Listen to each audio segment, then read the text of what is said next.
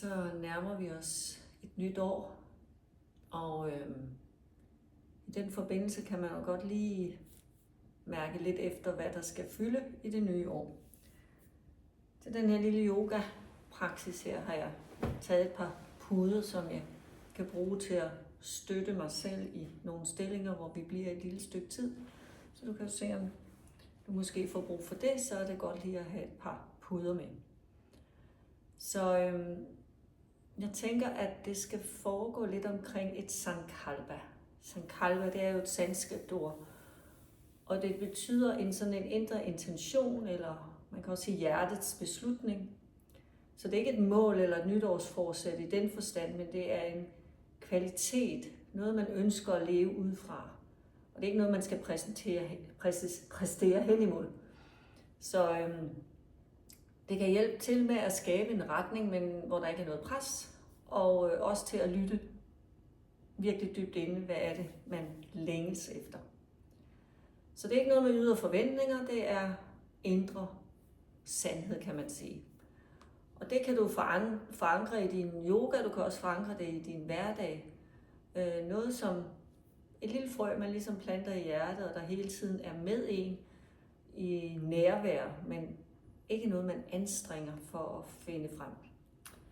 Så måske kan du starte med at lytte ind til, hvad du længes efter lige nu, og hvad er det for en kvalitet, der skal støtte dig i det kommende år eller måneder i det nye år. Så du kan starte med lige at varme dine hænder. Og når du mærker, at varmen kommer godt ind i dine hænder, så kan du lægge dem ind over dine øjne og bare sidde og mærke din vejrtrækning. Mærke efter, hvad længes jeg efter lige nu. Hvad føles sandt for mig? Og for at det ikke skal blive for flyvsk, for mærkeligt, kan jeg give dig nogle eksempler. Jeg er ro, eller jeg står ved mig selv. Jeg vælger med hjertet. Jeg er kærligt til stede, eller jeg hviler i tillid. Måske tillid til mig selv. Så hold det kort, hold det i nutid. Og lad det være positivt.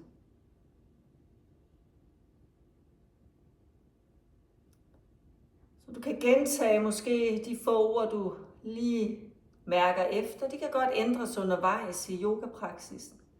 Men det er helt fint. Du kan starte med at mærke det i vejrtrækningen.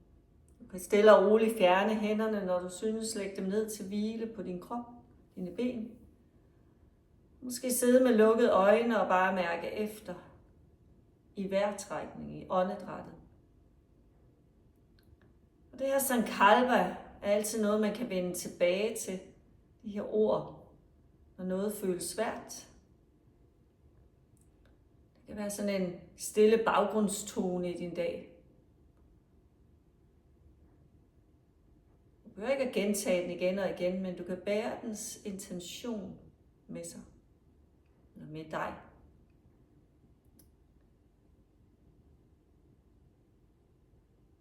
Måske i løbet af det nye år, så kalder der en ny intention på dig på et tidspunkt, så kan du gå med den. Du kan se, hvad der sker, når du starter med at bevæge din krop lige så blidt, måske med nogle halvcirkler her. Så læner dig lidt frem ud til den ene side og op til midten igen. Ud til siden, du lige kom fra, laver en halvcirkel med overkroppen og op til modsatte side. Så lige så blidt, som hvis du rører det meget, meget roligt i en gryde, så kan du røre det her sankalpa, du måske har fundet rundt i din krop.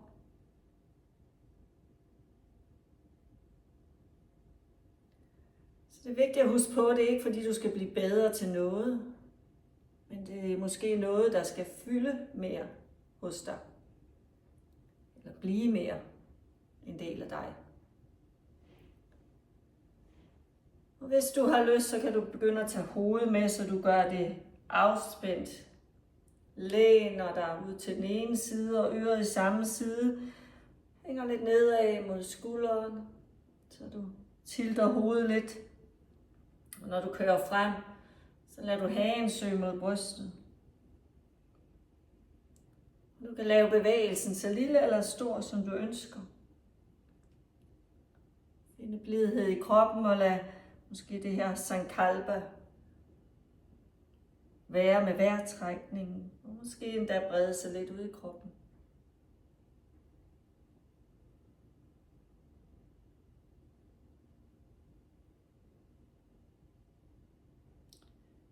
Lige så langsomt stoppe bevægelsen og lad hagen synke mod brystet. Flette dine hænder på baghovedet og lad albuerne være tunge. Og du kan næsten med blikket se vejrtrækningen. Prøv om du kan få den dyb, så du ser maven bevæge sig udad på indåndingen. Og udåndingen find tunghed i albuer, hage, stræk i nakken.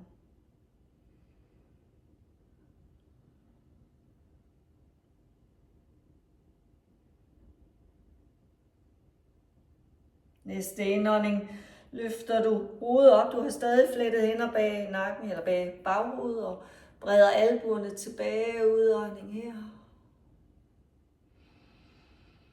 Vi finder strækket, og så kan du slippe. Så vi laver meget det her yoga nede, liggende på gulvet, hvor du hele tiden mærker efter, hvor du skal blive i en stilling, hvor du skal bakke lidt måske, eller gå videre. Så når du kommer ned og lægge, start med at lave en god bredde mellem fødderne. Hvis du ligger på en almindelig måtte, så kan du have lille tåsiden ud ved måttens kanter. Og på en indånding, så peger knæene mod loftet. På en udånding kan de gå til den ene side og hovedet modsat. Og så langsomt op på en indånding hen over midten og udånding modsat. Så bare bliv igen med sådan nogle flydende bevægelser.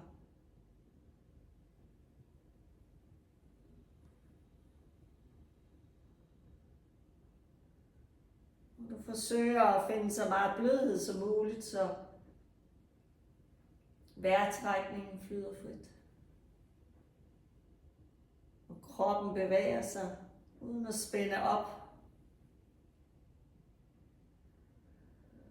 Så næste gang dine knæ peger til den ene side, så kan du blive der. Så er det, du kan mærke efter, om det her er det bedste sted for dig at være, om du har brug for en pude under det nederste knæ, og måske endda også imellem dine ben.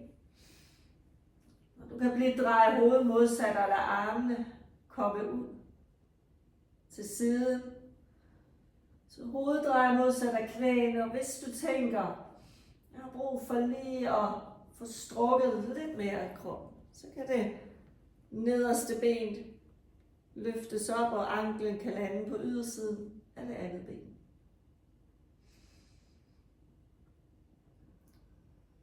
Mærk efter, om det her er det bedste sted for dig at være. Det er ikke sikkert, du skal gøre mere. Du skal ikke lade dig flyde med på måske alt jeg foreslår. Du kan altid blive, du kan komme tilbage. Du kan eventuelt prøve at række den arm. Den ene arm op over hovedet og mærk, hvordan det strækker. Du kan række den anden arm op og mærke, hvordan det strækker. Så bliver måske begge arme bliver deroppe. Og du kan arbejde med at lave sidestræk. Det vil være mindre intens til den ene side og mere til den anden. Og når du har bevæget dig lidt, måske fra side til side, eller du blot ligger, så kan du lande et sted, hvor du stadig mærker, at vejrtrækningen er med dig. Og du kan måske vende tilbage til dit sankalpa, din lille intention, de små positive ord, gerne vil have til at fylde lidt mere det nye år.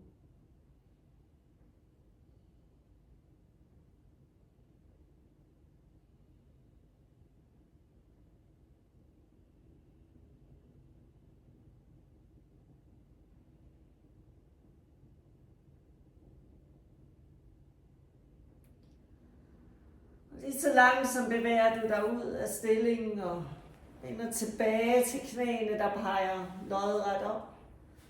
Og fødderne, der er ude ved måttens kanter med lille tåsiden.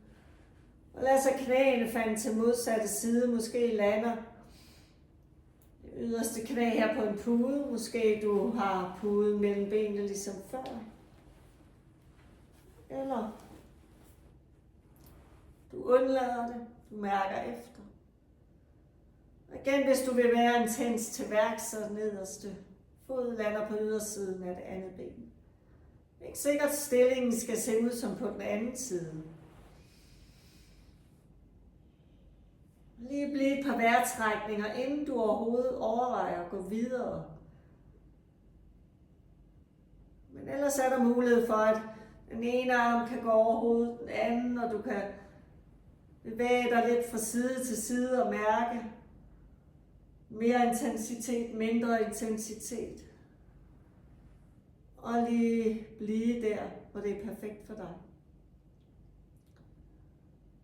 Så uanset hvad du observerer, at det er måske mere udfordrende eller mindre på denne her side, så er det som det er. Du skal bare gå med din intention, med de positive ord, du gerne vil have til at fylde.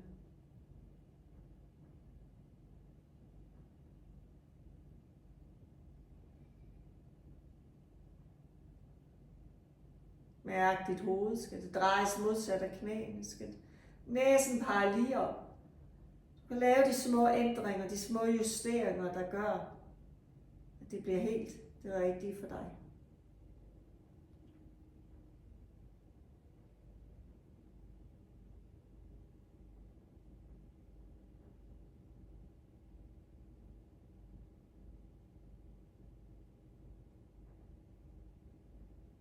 Bevæg dig langsomt ud af stillingen. Knæene, der peger op igen, og armene kommer ned, hvis de har været bag hovedet. Og så samler du fodsålerne og lader knæene gå ud. Igen har du muligheden for her at trække puder ind. Så det er her til at støtte helt ind ved hofterne. Så vil lårene helt op ved hofterne. Så kan knæene bare spredes ud. Du kan lade fødderne glide længere væk fra dig selv, eller tættere på dig selv. Alt efter hvad der lige føles rigtigt lige her nu, hvor du laver stillingen.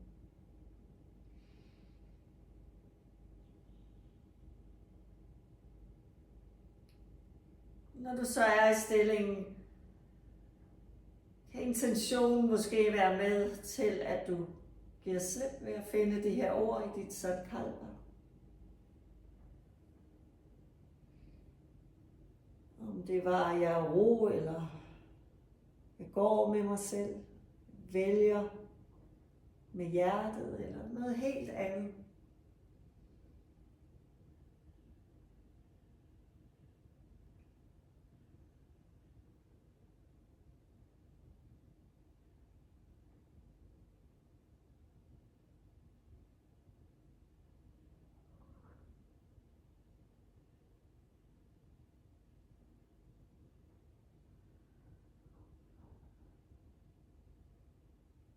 Mærk, om du på udåndingerne kan finde mere afspænding. Baghovedet være tungt. Bagsiden af kroppen i det hele taget. Ryg. Selvom du har et lille lændesvej, kan du slippe helt dernede omkring hofter og lænd.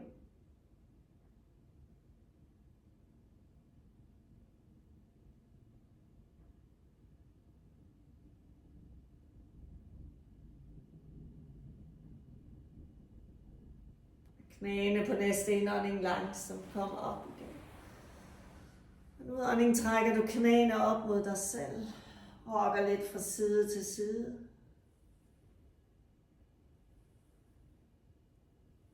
Finder midten. En god dyb indånding. Udånding løfter over. Kroppen søger på udåndingen panden i retning af knæene. Og lige holder den her et par vejrtrækninger. Kommer ind mod dig selv, mod dit inderste kerne. Ja, hvor du skal mærke efter, hvad det rigtige er for dig. Ned igen og send nu benene op. Vi laver en udgave af Happy Baby, der enten er at kramme knæhaserne her med albuebøjning, eller armene på indersiden. Fat på fodsålerne fra ydersiden. Så den kan blive mere intens, hvis du breder den lidt ud. Den kan blive mindre intens, hvis du samler den lidt og måske blot krammer knæhaserne.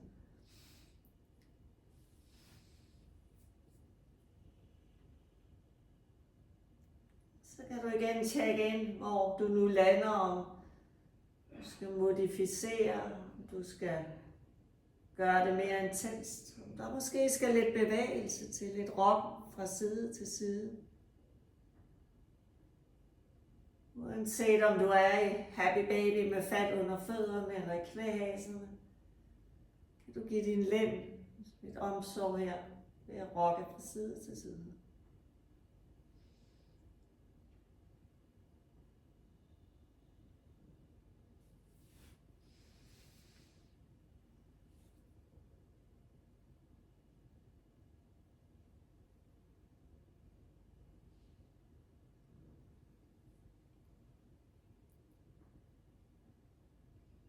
Du kan stoppe bevægelsen og sætte fødderne blidt ned i underlaget igen. Og så fletter du hænderne i baghovedet her. Så om hænderne og hovedet, der hviler ned i dine hænder. Du samler benene, så de har sådan de hoftebreddes afstand. Så det svarer til en cirka knyttehånd mellem dine fødder, det samme mellem knæene.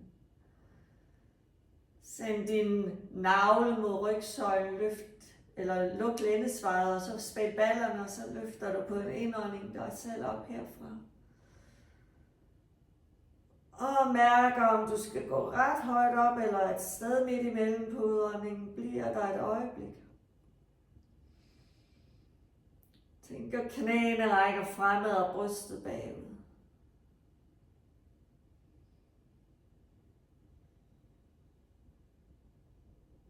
Og mærker, om du også her, hvor du spænder og finder lidt intensitet, stadig kan have det her positive sankalpa med dig.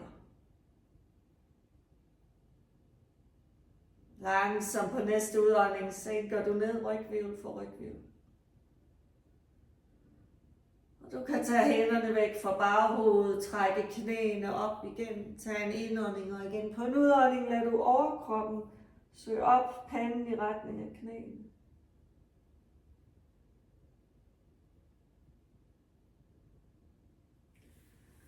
Så slipper du, sænker overkroppen ned og kommer hele vejen rundt op på alle fire, men alligevel ikke så højt op. Vi skal finde en barnets stilling, balasana, så du kan lave den, hvor knæene er ude til siden, eller måske mere samlet. Og igen har du nogle behov her, du har. Du lige skal tjekke ind med din krop omkring, skal puden mellem baglår og læg. Måske en pude under kroppen.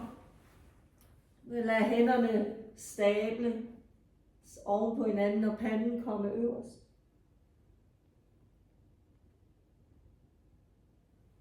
Find din stilling, hvor du kan smelte ned og lande og mærke efter. Hvis du har brug for at dreje hovedet til den ene side, så gør du det.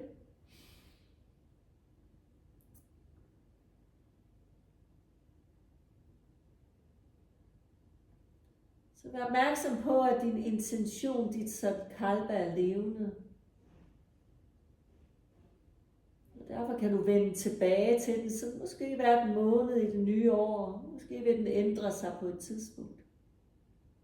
Kalde på en ny retning. Men det er en invitation til at leve mere i overensstemmelse med dig selv. Du skal ikke blive bedre, men du skal blive mere dig selv. Du kan dreje hovedet, hvis du har drejet hovedet til den ene side, så gør du det modsatte.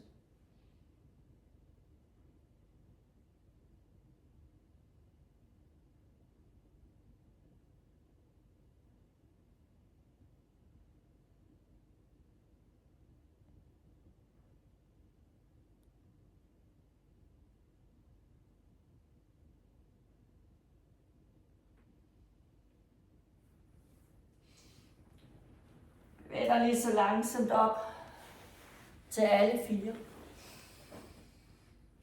Og herfra giver du slip på dit hoved og bare prøver at lukke øjnene og lade kroppen bevæge sig simpelthen så frit som den vil.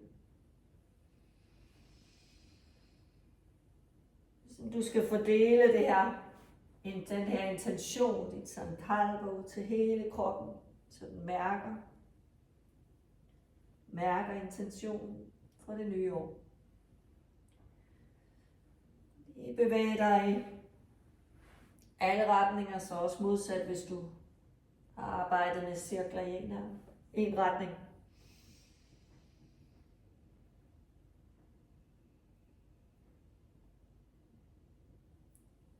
Så kan du stoppe det her flydende bevægelse og komme ned og sidde igen. Og så kan du lige sidde som du vil et øjeblik. Gnide hænderne igen.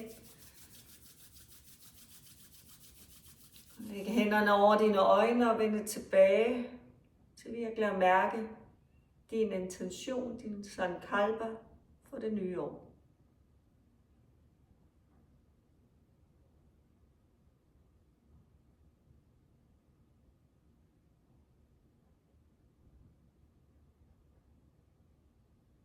Og så kan du sænke dine hænder ned mod dit hjerte, hvor du virkelig skal mærke efter måske i det kommende år. Så godt nytår fra mig.